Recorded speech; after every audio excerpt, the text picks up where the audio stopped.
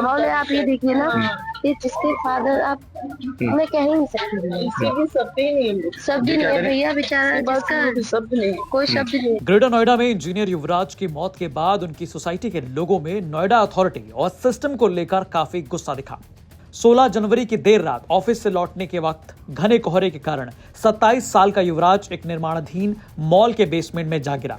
ये बेसमेंट करीब 30 फुट गहरा और पानी से लबालब भरा था। उसके बाद भी युवराज ने खुद को बचाने के लिए 2 घंटे तक जद्दोजहद की, मगर सबके पहुंचने के बाद भी वो बच नहीं सका।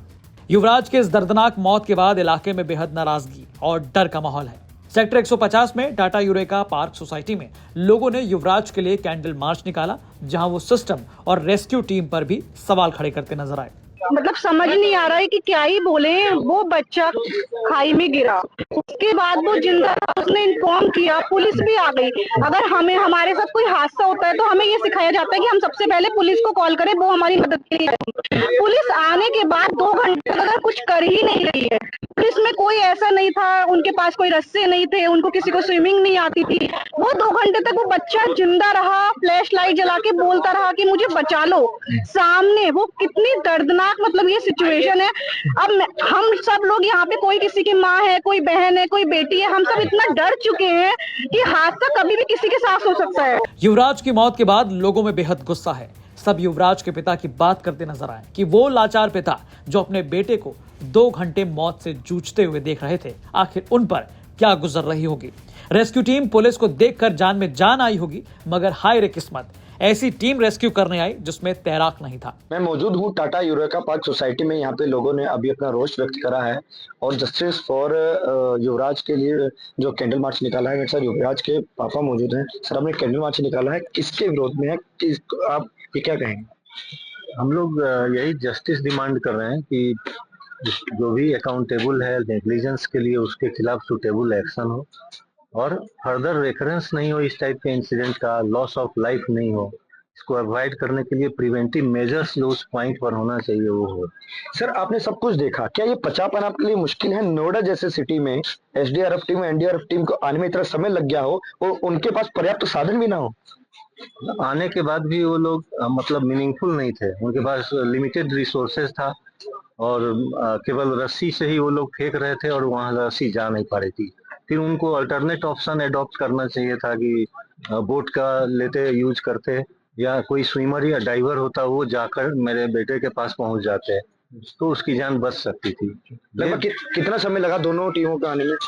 करीब वो अपना जो बॉडी रिकवर करने के लिए वो लोग 3 से 4 के बीच में आए। ज्यादा टाइम का उतना एग्जैक्ट मुझे नहीं पता, मैं दौड़ भाग बहुत कर रहा था। और 6 बजे उनका बोट जो है प्रिपेयर हुआ रिकवरी के लिए, 6 बजे मॉर्निंग। क्या तर्क दे रहे थे, क्यों अंदर नहीं गए वो देखने के लिए? बोले कि इसमें बहुत गाढ़ा है, जगह जगह सड़िया है, वो उसमें हम नहीं जा सकते, वहाँ पर डैमेज हो सकता है। ठीक। और कुछ और लोग हमारे साथ हैं। सर, आपने कैंडल मार्च निकाला, क्या कहेंगे आप, किसके लिए था कैंडल मार्च? ये इंसिडेंट हुआ है, इतना दुखद इंसिडेंट है और ये अथॉरिटी की इतनी ज्यादा गलती है। 15 दिन पहले भी इसी सेम जगह पे एक एक्सीडेंट हुआ था। इसकी वजह से एक ट्रक फंस गया था उस नाले की में और नाला टूट चुका है। तो उस नाले को भी इन्होंने अभी तक रिपेयर नहीं कराया, जिसकी वजह से ही वो गाड़ी आगे जाके उसमें तालाब के अंदर फंस गई। और इसके बाद भी 3 घंटे तक प्रयास चलता रहा निकालने का, लेकिन एसडीआरएफ तक को बुला लिया गया जो कि इन सब मामलों में एक्सपर्ट होती है, बट वो तक नहीं निकाल पाई। तो अब हम किससे एक्सपेक्ट कर सकते हैं कि इन सब चीजों को मतलब रोक सकते हैं? कुछ महिलाएं भी हमारे साथ हैं। मैम, आप भी कैंडल मार्च में शामिल हुई थी, तो क्या कहेंगे किस तरीके की मतलब रोज किस तरीके का? भैया ये माहौल है, आप ये देखिए ना कि जिसके फादर आप मैं कह ही नहीं सकती, शब्द ही नहीं है भैया, बेचारा जिसका शब्द नहीं, कोई शब्द नहीं। तो ये जिस तरीके से आप देख सकते हैं, लोग काफी गमगीन है, काफी रोष है। उनका कहना है कि उनके यहाँ से एक बहुत होनहार बच्चा गया है और उसकी जस्टिस के लिए इन्होंने यहाँ पर एक कैंडल मार्च निकाला है। इस हादसे को लेकर जब सवाल उठने लगे तो नोएडा प्राधिकरण ने लापरवाही बरतने वालों पर दंडात्मक कार्रवाई की। सेक्टर 150 के यातायात कार्य से जुड़े अधिकारियों कर्मचारियों को कारण बताओ नोटिस जारी किया गया। साथ ही नोएडा के जूनियर इंजीनियर नवीन कुमार को तत्काल प्रभाव से सस्पेंड किया गया और लोटस बिल्डर के आवंटन और निर्माण कार्य की विस्तृत रिपोर्ट तलब की गई। नोएडा से अरुण त्यागी की रिपोर्ट, यूपी तक।